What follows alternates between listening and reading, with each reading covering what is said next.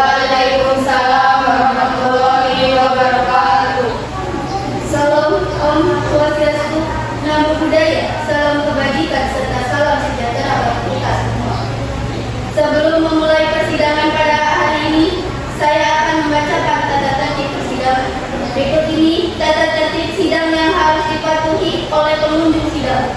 Pertama, pada saat majelis hakim memasuki dan meninggalkan ruang sidang, semua yang hadir berdiri untuk menghormati. 2. Selama sidang berlangsung, pengunjung sidang harus duduk dengan sopan dan tertib di tempatnya masing-masing dan memelihara ketertiban dalam ruang sidang. 3. Pengunjung sidang dilarang makan, minum, merokok, membaca koran, atau melakukan tindakan yang dapat mengganggu jalannya sidang. 4. Dalam ruang sidang, siapapun wajib menunjukkan sikap hormat kepada pengadilan. 5. Siapapun dilarang membawa senjata api, senjata tajam, bahan peledak, atau alat maupun benda yang dapat membahayakan keamanan sidang. Dan siapa yang membawanya wajib menitipkan pada tempat yang disediakan khusus untuk itu, yaitu di panitera budak pidana. 6. Segala sesuatu yang diperintahkan oleh ketua sidang untuk memelihara tata tertib persidangan wajib dilaksanakan dengan segera dan cermat. 7. Tanpa surat perintah petugas keamanan pengadilan karena tugas jabatannya dapat mengadakan penggeledahan badan untuk menjamin bahwa kehadiran seseorang di ruang sidang tidak membawa senjata, bahan, atau alat maupun benda yang dapat membahayakan keamanan sidang. 8. Pengambilan foto, rekaman suara, atau rekaman TV harus meminta izin terlebih dahulu kepada hakim ketua sidang. 9. Siapapun di sidang pengadilan bersikap tidak sesuai dengan martabat pengadilan dan tidak menaati tata tertib persidangan, dan setelah hakim ketua sidang memberi peringatan masih tetap melanggar tata tertib tersebut, maka atas perintah hakim ketua sidang yang bersangkutan dikeluarkan dari ruang sidang. Dan apabila pelanggaran tata tertib dimaksud bersifat suatu tindakan pidana, tidak mengurangi kemungkinan dilakukan penuntutan terhadap pelakunya. Pada hari ini, Sabtu, tanggal 28 September 2024, akan dilaksanakan sidang perkara pidana kasus penipuan penggandaan uang yang disertai dengan pembunuhan berencana dengan nomor register perkara pidana biasa yang didaftarkan sebagai perkara ke-6753 pada 2024 di persidangan negeri Banjarnegara. Dengan terdakwa Muhammad Kafi Nurajan akan segera dimulai. Majelis hakim memasuki ruang sidang. Para hadirin dimohon untuk berdiri. Majelis hakim siap memasuki ruangan.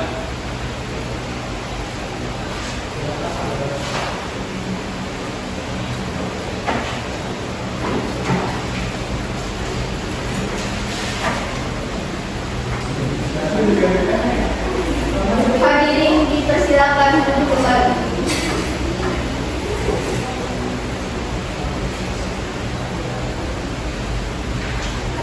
Kepada penuntut umum dan penasihat hukum, apakah sudah siap melaksanakan persidangan pada hari ini? Ya, Yang Mulia.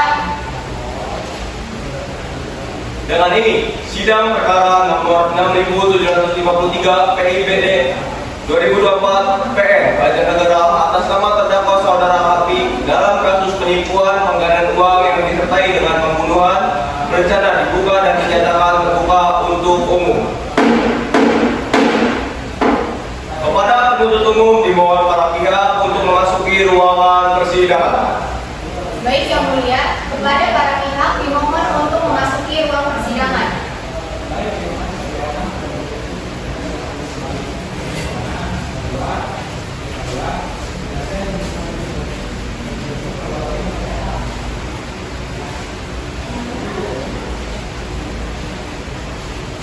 Apakah saudara Hafi bisa berbahasa Indonesia dengan baik dan benar? Bisa, Yang Mulia.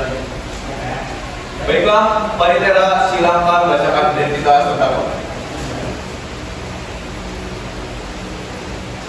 Baik Yang Mulia, nama lengkap Muhammad Kafi Murajin, tempat dan tanggal lahir Banjarnegara 28 Januari 1975, pekerjaan dukun, alamat Desa Karanganyar, Kecamatan Teluk Jambe, Kabupaten Banjarnegara. Apakah identitas ini sudah benar? Benar, Yang Mulia. Saudara Kapi, apakah dalam keadaan sehat jasmani atau rohani? Sehat, Yang Mulia. Apakah saat ini saudara Kapi didampingi oleh penasihat hukum? Iya, saya didampingi oleh penasihat hukum, Yang Mulia. Baiklah, silakan penuntut umum membacakan dakwaan kepada saudara Kapi.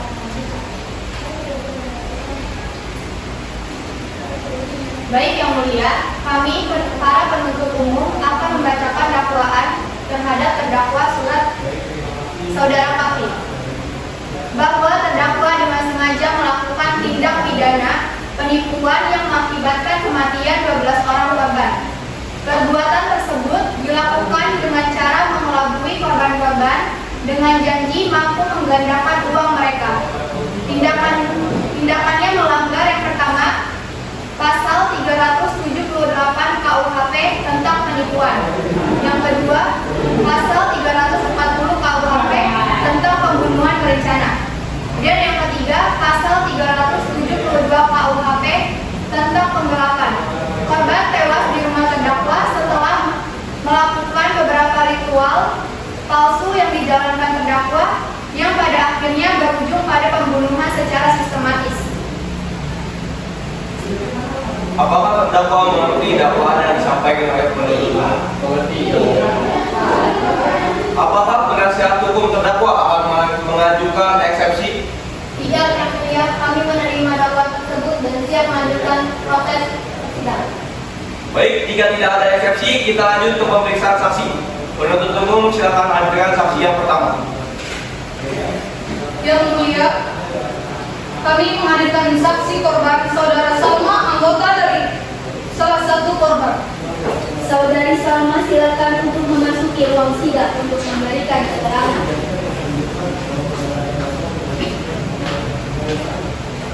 Selamat pagi, saudari Salma. Hadir, Mulia. Apakah saudari saksi sehat? Sehat, Mulia. Apakah saudari saksi siap mengikuti persidangan hari ini? Iya, Yang Mulia. Apakah benar Anda bernama Salma, berusia 22 tahun, sebagai anggota keluarga korban inisial PO? Benar, Yang Mulia. Baik, berdasarkan pasal 160 ayat 3 KUHP, sebelum Anda memberi keterangan, Anda harus bersumpah terlebih dahulu. Apakah saudari siap?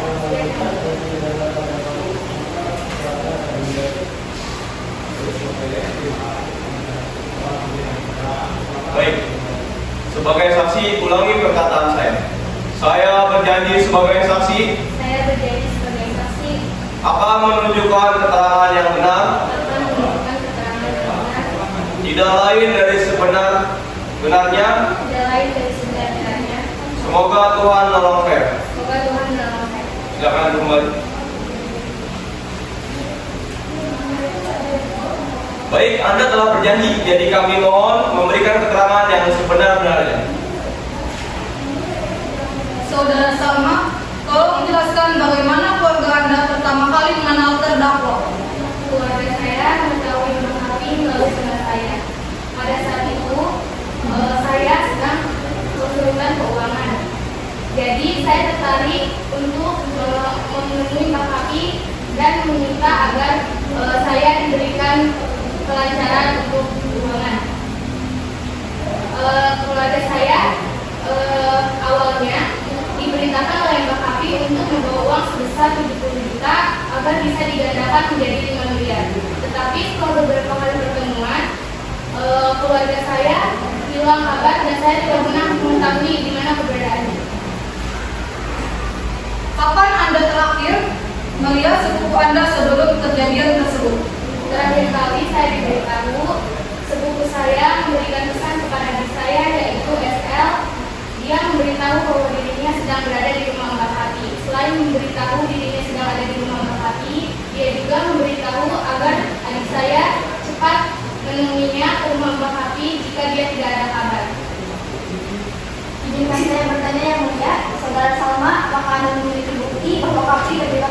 dalam pembunuhan suku Anda. Saya tidak menyaksikan langsung, tetapi hasil penyelidikan kepolisian, saya dan kepolisian mempunyai bukti atas keterlibatan Mbah Kapi dalam pembunuhan sepupu saya dan korban lainnya. Terima kasih. Dan ada pertanyaan lagi yang mulia.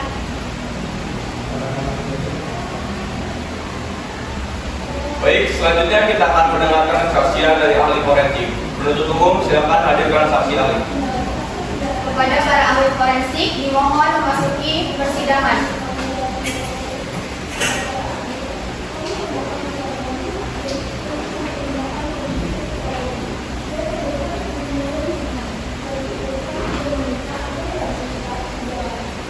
Apakah saudari saksi sehat?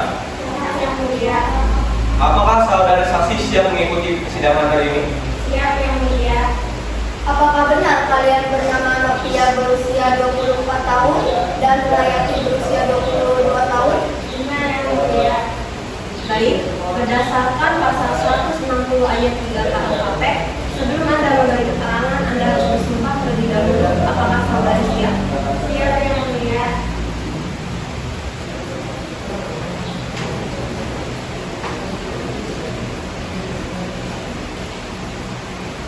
Baik, sebagai saksi ulangi perkataan saya.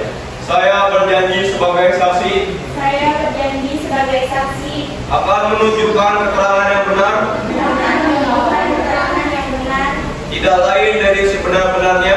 tidak lain dari sebenar-benarnya. Semoga Tuhan menolong saya. Semoga Tuhan menolong saya. Silakan duduk kembali.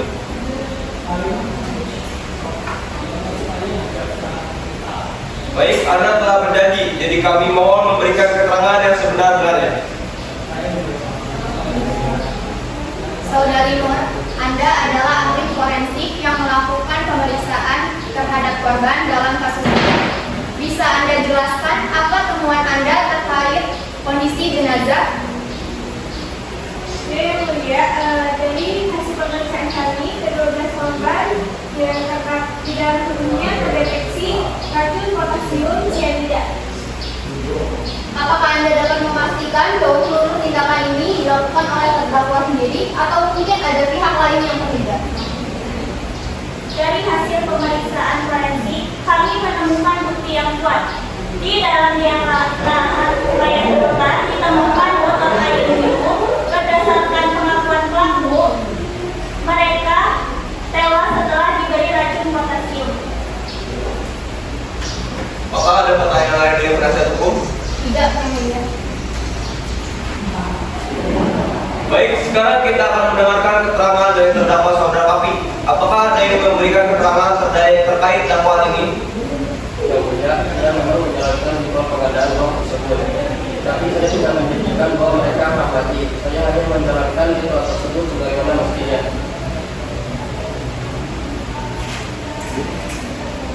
Saudari Kapi, jika Anda tidak bermaksud membunuh siapapun dan sudah ada bukti jelas bahwa dalam ritual yang Anda pimpin 12 orang telah meninggal dunia, bagaimana Anda menjelaskan hal ini? Dia tidak mengetahui yang mulia. Tidak ada perbuatan lain yang terlibat. Bapak Kapi, apakah benar Anda pernah memperingati para korban mengenai resiko dari ritual ini? Saya pernah mengatakan bahwa ritual ini membutuhkan pengorbanan yang sangat besar. Tapi saya tidak pernah berkata bahwa pengorbanan tersebut adalah menghilangkan nyawa. Saya tidak tahu apa yang sebenarnya terjadi. Yang Mulia, kami mengajukan pembelaan atas nama terdakwa. Terdakwa tidak berniat membunuh para korban. Ritual yang dilakukan adalah bagian dari keyakinannya. Dan dia tidak sepenuhnya memahami bahwa tindakan tersebut berujung pada kematian. Oleh karena itu, kami meminta majelis hakim mempertimbangkan latar belakang terdakwa yang tidak berpendidikan. Dan kami meminta majelis hakim untuk mempertimbangkan latar belakang terdakwa yang tidak berpendidikan formal dan hanya menjalankan praktik yang diyakininya tanpa memahami akibat yang ditimbulkan. Kami memohon kepada majelis hakim agar memberikan pidana hukuman dengan pertimbangan bahwa terdakwa tidak memiliki niat untuk membunuh. Selain itu, terdakwa telah menyesali perbuatannya dan bersedia bekerja sama dalam proses hukum. Apakah ada tambahan dari penasihat hukum terdakwa? Kemudian yang mulia, kami sudah menyampaikan seluruh pembelaan kami. Yang Mulia, Dengan segala hormat, kami tidak sependapat dengan pembelaan yang diajukan oleh penasihat hukum terdakwa. Berdasarkan bukti-bukti yang telah kami hadirkan di persidangan, jelas bahwa terdakwa mengetahui akibat fatal dari ritual yang dilakukannya. Fakta bahwa 12 korban tewas akibat ritual tersebut tidak bisa dianggap sebagai kecelakaan atau tindakan yang tidak disengaja. Yang mulia, terdakwa juga telah menipu para korban dengan janji palsu tentang penggandaan uang. Ketika para korban tidak dapat lagi memberikan uang, mereka justru dibunuh secara keji. Ini merupakan pelanggaran berat atas hukum dan kami memohon kepada majelis hakim untuk memberikan hukuman seberat-beratnya kepada terdakwa sesuai dengan pasal 340 KUHP tentang pembunuhan berencana. Kami juga ingin menggarisbawahi bahwa terdakwa tidak pernah memperingatkan korban tentang resiko nyata dari ritual tersebut. Oleh karena itu, kami meminta agar pembelaan terdakwa ditolak dan hukum maksimal diterapkan untuk mempertanggungjawabkan perbuatan ini. Yang mulia, kami minta pada pihak kami bahwa terdakwa tidak memiliki niat jahat di awal. Memang benar para korban tewas, namun kami percaya bahwa terdakwa tidak memahami sebelumnya konsekuensi dari tindakannya. Oleh karena itu, kami meminta majelis hakim agar mempertimbangkan hal ini dalam putusannya dan memberikan pidana hukuman. Baik, setelah mendengar pembelaan dari penasihat hukum terdakwa dan tanggapan dari penuntut umum, majelis hakim akan memberikan waktu sejenak untuk bermusyawarah sebelum menjatuhkan putusan.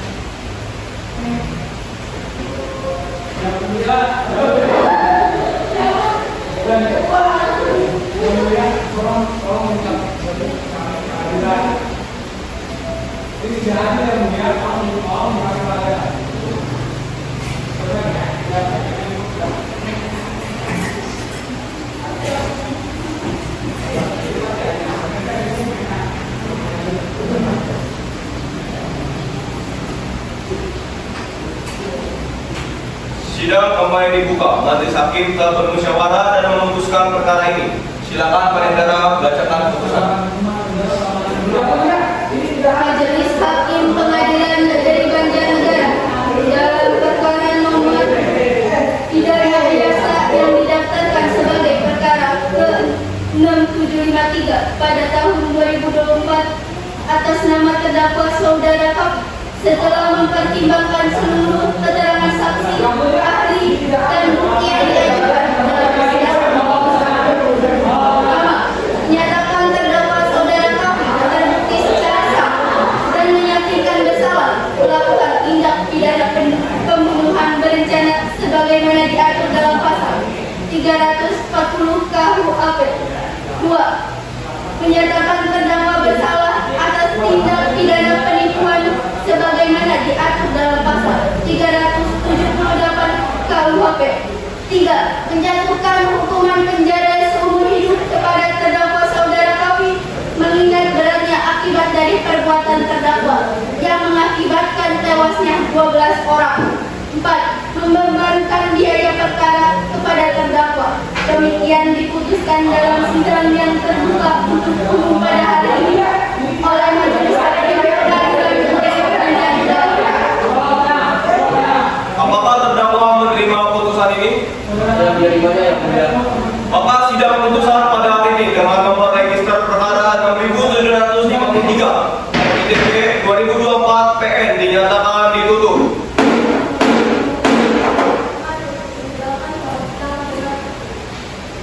Majelis Hakim meninggalkan ruang persidangan. Hadirin dipersilakan untuk berdiri.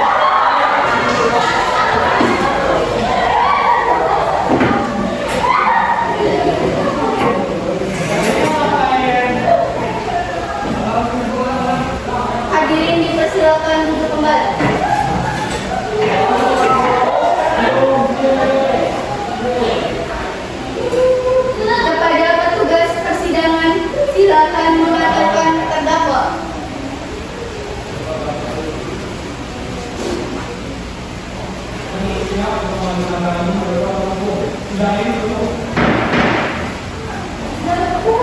Kepada para saksi dipersilakan meninggalkan ruang sidang.